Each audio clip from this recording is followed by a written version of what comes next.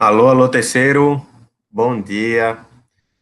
Primeiramente, né, último dia do ano, feliz ano novo para todo mundo.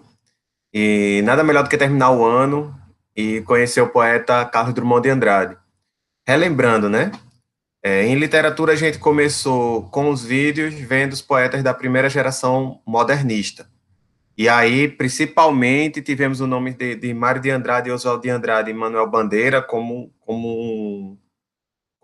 os mais citados, os principais. E aí, quando a gente passa para a nossa segunda fase, que vai de 30 a 45, a gente percebe que também tem grandes nomes conhecidos, né? Primeiramente, Carlos Drummond de Andrade, que é o nosso assunto de hoje, e depois aí vem Vinícius de Moraes, Cecília Meirelles e Jorge de Lima com Murilo Mendes, certo? Hoje, especificamente, Carlos Drummond de Andrade. Por que Carlos Drummond de Andrade, professor? Porque Carlos Drummond de Andrade foi um poeta de, de grande vida, eu posso dizer assim, grande notoriedade também, porque no imaginário literário, no nosso terceiro ano, ou seja, ensino médio e ao mesmo tempo nas provas de vestibulares e Enem, tem muitos poemas dele que são memoráveis, que as pessoas gravam, que já viraram canções, que já fizeram parte de filmes. E aí a gente tem em Carlos Drummond uma simbologia de ser humano e ao mesmo tempo de cidadão que vale a pena na nossa literatura, né, de língua portuguesa dentro do Brasil. Beleza? Vou começar a apresentar para vocês aqui o slide para ficar mais fácil a nossa, o nosso pensamento, a nossa reflexão e, ao mesmo tempo, a base textual que a gente vem trabalhando.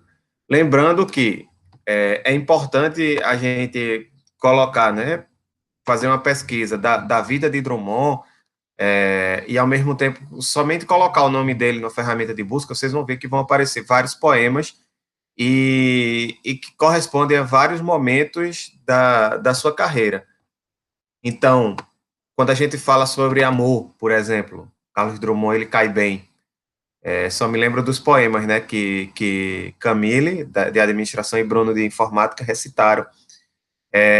Tem também a questão do homem histórico, que viveu a Segunda Guerra e as dores da guerra, a angústia do mundo se acabar, junto com aquela coisa de você querer se lembrar da infância e se lembrar de uma cidade que não existe mais, fica somente no pensamento e no sentimento. Aqui tem uma foto que é a da estátua de Drummond, eu não sei se em Leblon já ou Copacabana, acho que é Copacabana. Aí, essa estátua é um dos cartões postais da cidade, e aí mostra também essa ideia do homem, do cidadão que se propaga, que se espalha, né, que se expande. Já que Drummond nasceu no interiorzinho lá de Minas, chamado Itabira, uma cidade bem bonita, assim, tem uma marca de extração de ferro muito grande, então as montanhas da cidade estão praticamente destruídas porque se extrai muita coisa da matéria-prima, e isso está dentro da poesia de Drummond.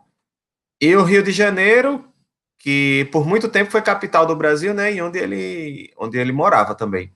Então, ao mesmo tempo que vocês podem perceber, quando vocês pesquisarem mais os poemas de Drummond, o poeta brasileiro, expandido, tem aquele poeta que vai olhar para a infância e sentir saudade, né? Em um tom saudoso e ao mesmo tempo reflexivo. Aqui estão os objetivos do nosso encontro de hoje. E Drummond ele começou a ficar notório em 1928, ó. Lembrando, Semana de Arte Moderna, 1922, aquelas propostas de vanguarda, de desafiar muito mais a palavra e a forma do que trazer sentimentos para as pessoas, estava muito mais preso naquela primeira geração modernista, desculpa, na primeira geração modernista. Então, o que é que acontece? Drummond ele não vai fazer essa quebra total, ele vai seguir esse fluxo do modernismo, e aí trouxe um poema bem, como é que eu posso dizer, bem discutível, né? Porque se dá para discutir a qualidade dele, se é realmente poema ou não, em 1928. Então, se você olha Drummond somente com esse poema, vocês podem ficar perguntando: ah, mas isso é mais outro artista moderno e tal. Por quê? Porque o poema é bem simples, mas ao mesmo tempo, aparentemente, ele vai trazer outras discussões, né? No meio do caminho. No meio do caminho tinha uma pedra. Tinha uma pedra no meio do caminho, tinha uma pedra no meio do caminho, tinha uma pedra. Não me esquecerei desse acontecimento na vida de minhas retinas tão fatigadas. Nunca me esquecerei que no meio do caminho tinha uma pedra. Tinha uma pedra no meio do caminho tinha uma pedra. E aí esse poema de 1928, na revista Antropofagia, então lembrem, Antropofagia, aquelas ideias de Oswald, ó. E aí Drummond já começa a aparecer nessa seara, né, nesse conjunto de poetas modernistas. E aí qual foi a bronca? Por um lado, as pessoas, né, apoiaram esse poema, porque ele reafirmou esses valores estéticos dos modernos, desculpa aqui, dos modernos. Enquanto que, por outro lado, considerado um desrespeito à tradição da boa literatura, porque ainda assim tinha aqueles poetas que diziam, tem que falar de amor, tem que falar rimando, tem que usar palavras difíceis e tal, e aí era justamente essa briga estética e ideológica que estava em questão, né? Só que Drummond ele não ficou por aí. Aqui tem algumas de suas principais obras, e ao mesmo tempo que são correspondentes a cada fase do escritor, porque ele atravessou grandes fases. Porque se a gente começa a pensar no escritor, a gente vai ver assim o Drummond, pelo menos poeta, porque ele também foi cronista, ele escreveu ficção, então a gente pode chamar ele de escritor, mas ele ficou notado, né? Ele virou ser notório como poeta. Então, ó, Drummond é um poeta de várias faces, formas e características. E isso fez com que ele engrandecesse a poesia brasileira e, ao mesmo tempo, chegasse a. Como é que eu posso dizer? Chegasse a ser considerado um dos poetas principais da nossa literatura. Então, ó, dentro da literatura dele, vocês vão perceber que tem questionamento do sentido da vocação literária. Então, ele vai fazer muitos poemas que a gente pode chamar de metapoema, tipo escrever, passei. Esqueci os versos agora, mas aí ele diz que a pena não quer escrever, mas essa poesia inunda a minha vida inteira. Quando ele passa um grande momento pensando no que a pena quer escrever. Quando ele diz do que vai falar ou do que não vai falar, mas ao mesmo tempo essa ideia da existência, de compreender os sentimentos, a importância da família, vai estar sempre presente. Outra poesia bem marcante dele, principalmente em dois livros, que são O Sentimento do Mundo e A Rosa do Povo, vão estar olhando para esse mundo que está entre guerras e depois dentro da Guerra Fria, né? E aí o que é que a gente tem? Ditaduras totalitaristas invadindo o mundo, quer seja de esquerda, quer seja de direita. A gente tem também, ao mesmo tempo, o homem que não sabe para onde vai, nem se vai sobreviver amanhã. E aí tem um poema dele que é bem conhecido, que é o E Agora José. José é como se fosse o homem, é qualquer cidadão. E aí ele vai dizer: a festa acabou, a luz apagou, a noite esfriou. E agora, José, você está sem mulher, não pode beber, já não pode cuspir, já não pode fazer nada, porque você é um ser inerte entre o mundo que as coisas estão acontecendo e você não tem poder sobre isso. E aí é que tal? Tá, a ideia maior era essa, denunciar a opressão do mundo, ditaduras totalitaristas e a Segunda Guerra, né? E construir um mundo novo. Construir esse novo mundo sempre estava dentro das perspectivas do poeta. Tanto é que ele teve filiações ideológicas também, em determinado momento. Aí, depois, né, vem a poesia reflexiva, que aí é perguntar o que é o ser humano, o que é que significa fazer parte dessa humanidade. O fazer poético vai estar muito presente, e depois a necessidade de compreender o sentimento do amor, que aí eu me lembro justamente daqueles dois poemas citados pelos nossos colegas, né, por Camille, que era uma experiência de poesia dos anos 50, que aí ele tinha uma rima, ainda tinha uma musicalidade, algumas aliterações, e está aqui, ó, no livro de 1951, Claro Enigma, que pode uma criatura, se não entre criaturas, amar.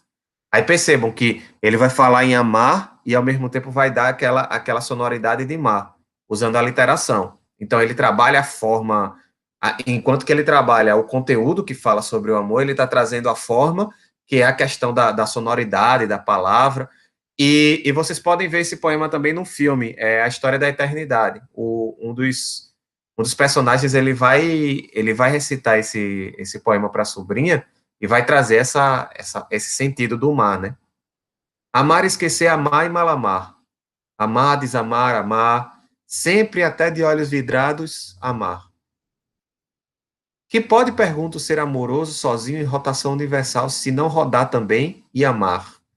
Amar o que o mar traz à praia.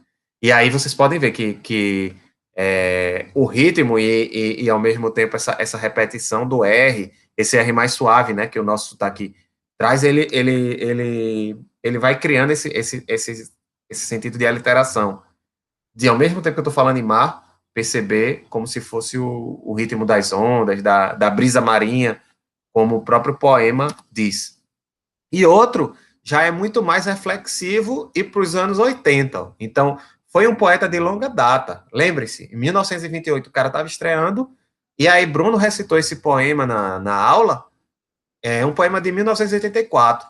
Façam um cálculo aí, vejam quanto tempo de poesia. Ah, Drummond também era funcionário público, então ele fala muito sobre o funcionalismo público, e depois que ele se aposentou, aí foi que as obras dele se multiplicaram. Eu te amo porque te amo. Não precisa ser amante. E nem sempre sabe sê-lo. Eu te amo porque te amo. Amor é estado de graça. E com amor não se paga. Amor é dado de graça, é semeado no vento. Na cachoeira, no eclipse, amor foge a dicionários e a regulamentos vários.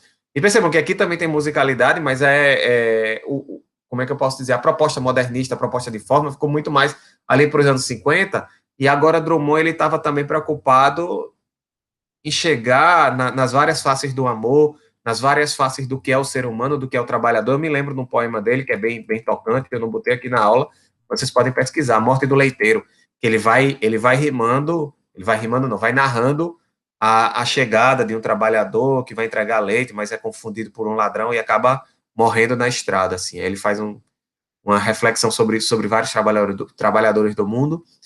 E aqui tem uma lista das obras dele, ó. Dentre as principais estão as em negrito, alguma poesia, Sentimento do Mundo, A Rosa do Povo, Claro Enigma e Boitempo, que já é dos anos 60, e aí traz mais essa perspectiva de, como é que eu posso dizer, da reflexão sobre o humano, do sentido existencialista. Beleza? Quando eu vou passando, aí vou percebendo que tem poemas dele que são bastante conhecidos, então uma das coisas que eu digo para vocês é essa. Tipo, peguem uma lista dos principais poemas de Drummond e leiam, porque é um poeta que é muito respeitado, que é sempre recitado e que pode aparecer em vários momentos de nossa vida. Então, eu estou fazendo alguma prova, eu quero conhecer mais a minha língua, eu quero conhecer mais o que acontecia em determinada época, ou até pensar sobre a vida, os poemas de Drummond podem ajudar bastante com isso. Além de que a poesia ela se encerra em si mesmo, né? Assim, a beleza das palavras, tudo mais. Então, para quem gosta de arte, Drummond é sempre um poeta que pode se indicar. Nesse poema aqui, ó, o poema de 7 faces, o que é interessante é que ele traz em cada estrofe um panorama das perspectivas dele, do próprio poeta. Por quê? Ó, primeira face, tom autobiográfico, então vou falar de mim. Tipo, o Drummond ele tem muito disso, de falar da própria infância, de quando crescia, de quando cresceu lá em Itabira, das questões da relação dele com a cidade. A segunda face trata dos desencontros, encontros e os desejos, o desejo do homem com a mulher, da mulher com o homem. Então, esse lado da visão amorosa. Na terceira face, o desejo, que na segunda estrofe era anônimo, agora se torna pessoal. Então, é tipo sair do abstrato e, ao mesmo tempo, trazer para a questão concreta.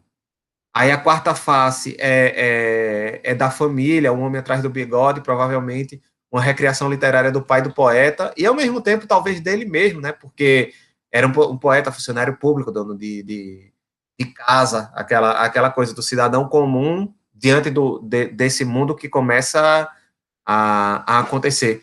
A quinta face, ele aborda a possibilidade de encontrar respostas para todos os sentimentos e sensações, e essa é uma das grandes buscas do poeta. Aí vem a sexta, aparece uma ideia que será retomada em alguns poemas de Drummond, Coração Maior que o Mundo. Quando ele diz, mundo, mundo, vasto mundo, se eu me chamasse Raimundo, seria uma rima, não seria uma solução. Mundo, mundo, vasto mundo, mais vasto é meu coração. Isso tudo em um poema só. Essa primeira estrofe aqui, ó. Quando nascia um anjo torto, desses que vivem na sombra, disse: vai, Carlos, ser ghost na vida. E aí vocês vão ver várias releituras dessa questão do anjo torto guiando as pessoas e trazendo outras perspectivas. Aquela coisa da cidade, as casas espiam os homens que correm atrás de mulheres. A tarde talvez fosse azul, não houvesse tantos desejos. O bonde passa cheio de pernas, pernas brancas, pernas pretas, amarelas. Para que tanta perna, meu Deus? Pergunta meu coração. Porém, meus olhos não perguntam nada, porque está lá observando. Tem outros poemas também que falam dos encontros e desencontros amorosos, como Quadrilha, que não está aqui nos slides, mas que fica bem conhecido, principalmente para a gente estudar a questão de como é que ele constrói, porque ele diz, João, que amava Teresa, que amava Raimundo, que amava aí outras pessoas é como se fosse um enlace de quadrilha, e o que liga uma pessoa a outra é o que, é o conectivo que. E aí tem já na segunda estrofe desse poema de quadrilha, quando termina, o interessante é isso, é que ele já marca com ponto final, como se cada um tomasse seu rumo e agora chegasse a velhice, né? Aí ele dá o destino de cada pessoa. Deixa eu mostrar aqui a vocês. Quadrilha. De Andrade aqui.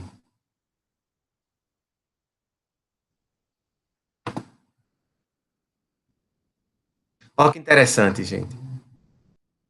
Até esse momento aqui é como se um tivesse ligado ao outro, mas ao mesmo tempo ele vai trazer o destino depois, né?